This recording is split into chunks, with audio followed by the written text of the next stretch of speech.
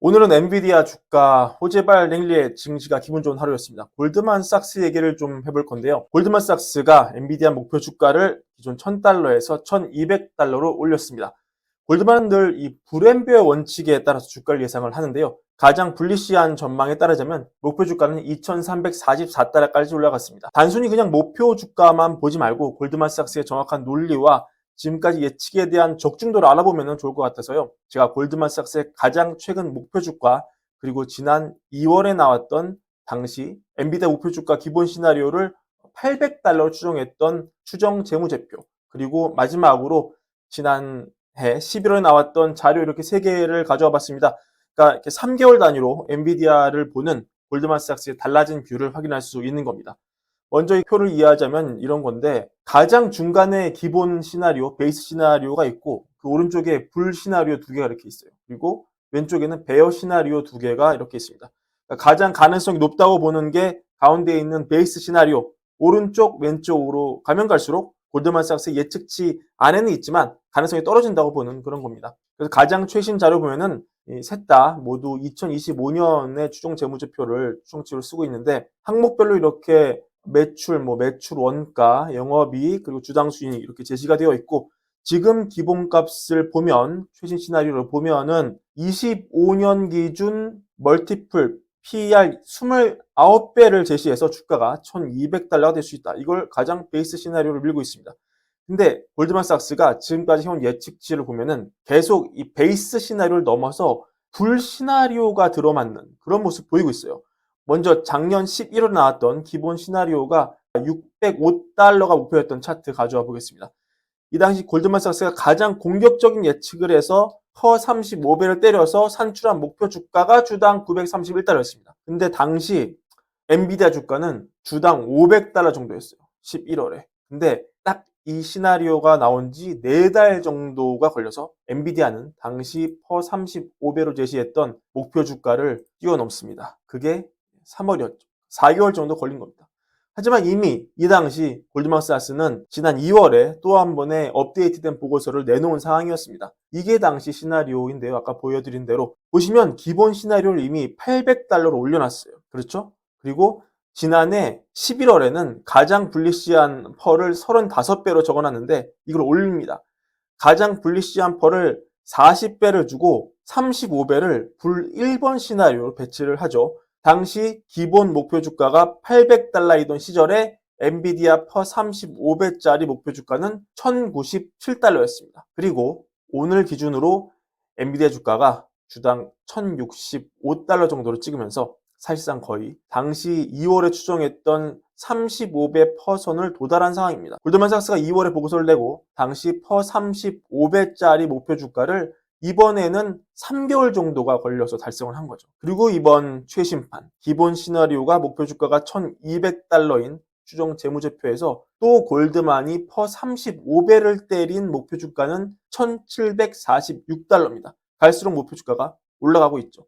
만약에 지금까지의 역사, 즉 골드만삭스가 보고서를 내놓고 3, 4개월 안에 25년 추정 재무제표 기준으로 퍼 35배짜리 목표 주가가 정확하게 달성됐던 최근의 데이터가 이번에도 맞아떨어진다면 엔비디아는 어떻게 됩니까? 올해 8월, 9월에 1746달러를 가게 된다. 지금보다 주가 70%는 더 갈 수 있다. 이런 결론이 나오게 됩니다. 저희 방송이 브랜드인 것은 여러분도 아실 것이고 이 골드만삭스의 예측이 무조건 맞다는 거 아닙니다. 하지만 지금까지 역사를 봤을 때 이런 가능성도 열어두자는 것입니다. 왜냐면 보세요. 사실 지난해 11월에 이게 가장 불리시한 시나리오가 931달러 골드만 제시했을 때 이거 이렇게 빨리 넘을 거라고 예상한 사람들 하우스 별로 없었습니다. 골드만도 당시에 자신 있었다면은 이거를 가장 오른쪽 극단적 데이터로 박아놓지 않았겠죠.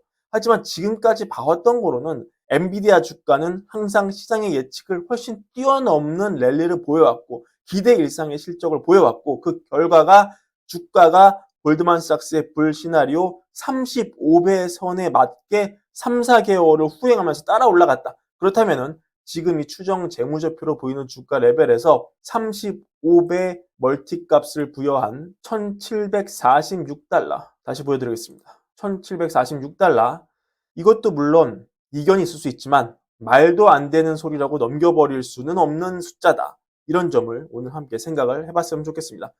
또 하나 재밌는 점은 이 공격적인 골드만삭스조차 가장 극단적인 시나리오, 베어2 시나리오, 이거는 굉장히 바닥으로 처박아 놓고 있어요.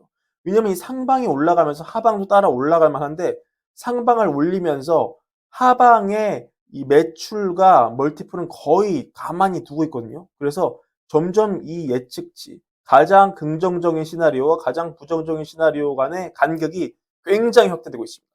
작년 11월에는 이 예측이 한 700 정도, 700이 채 안 됐었는데 이게 확대되더니 지금 작년 2월에는 1200이 됐고요. 지금은 여러분 2000이 넘는 그런 상황입니다. 이런 거 보면은 골드만삭스도 최악의 경우에 이 빠져나갈 구멍은 찾는 게 아닐까 생각이 들기도 하고요. 그래도 다시 팩트를 말씀드리면 지금까지 골드만삭스 예측은 2% 35배의 선을 3, 4개월 후행해서 주가가 움직였다는 사실입니다. 하지만 그 판단은 여러분 직접 하셔야 됩니다. 자, 오늘 엔비디아 얘기는 여기까지 하고요. 매크로 얘기 좀 더 보태드리면서 마무리할까 합니다. 월저널이 주요 하우스별로 금리나 예측 어떻게 하고 있는지를 정리를 좀 해봤습니다. 일단 쭉 보시면 보시죠. 제프리스랑 미즈호 그리고 소시에테 제네랄 이런 데가 올해 금리는 없다 이렇게 보고 있고요. 중위값이 그렇죠 여러분 25bp에서 한 50bp 정도 대부분이 여기 걸쳐 있고 극단값이 시티그룹 100bp 미쯔비시죠 MUFG 미쯔비시가 125bp로 제시를 하고 있습니다. 골드만 얘기도 잠깐 해드렸는데 골드만도 50bp 근데 이게 september로 적혀 있죠. 근데 이게 5월 24일 날 바꿨어요. 원래는 7월 이나 시작해서 올해 2번이었는데 이거를 24일에 시작 시기를 9월로 좀 늦췄습니다. 여튼이 가장 극단값 125bp를 제시하는 미쯔비시는 어떤 근거로 이렇게 예측을 하나 잠깐 살펴봤더니 이런 겁니다. 이게 과거 예측한 것도 아니에요. 5월 22일 기준으로 보고 있는 글로벌 마켓 먼슬리인데 7월 시작해서 가파르게 인하를 할 것으로 보인다. 기본 시나리오는 여전히 100bp에서 125bp로 내릴 걸 보고 있으면서 하반기에 집중을 하고 있다. 7월에 첫 번째 컷이 나올 거고 8월에 잭슨홀 회의에서 중립금리가 논의가 되고 그다음에 2분기 경제 지표 나오는 게 연준이 금리 인하를 하는데 청신호를 보낸 것으로 예상한다 이렇게 하고 있습니다. 그래서 9월에 만약에 7월 시작한다면 9월에 건너뛸 수도 있지만 만약에 그 경우에는 후속 금리 인하는 50bp가 넘을 수 있다. 즉 11월, 12월에 대폭 인하해서 100bp, 125bp를 채울 수 있다. 이렇게 보는 것 같습니다. 금리 인하 없을 수 있다. 이런 주장은 최근에 많이 전해드렸기 때문에 그 논거는 이번에 생략하고요. 대신에 월러 이사가 오늘 발언한 거 내용 잠깐만 전해드리면 월러 이사가 아이슬란드 가서 중립금리 관련 발언을 했습니다. 지난해 중립금리가 올랐는지에 대한 많은 논쟁이 있었고 아직까지 중립금리는 낮다고 보지만 올라갔다는 증거를 찾을 수 없지만 지속 가능하지 않은 수준으로 재정 지출이 늘어나면 국채 발행량이 증가해 중립금리 자체를 끌어올릴 수 있다 이렇게 경고를 했습니다.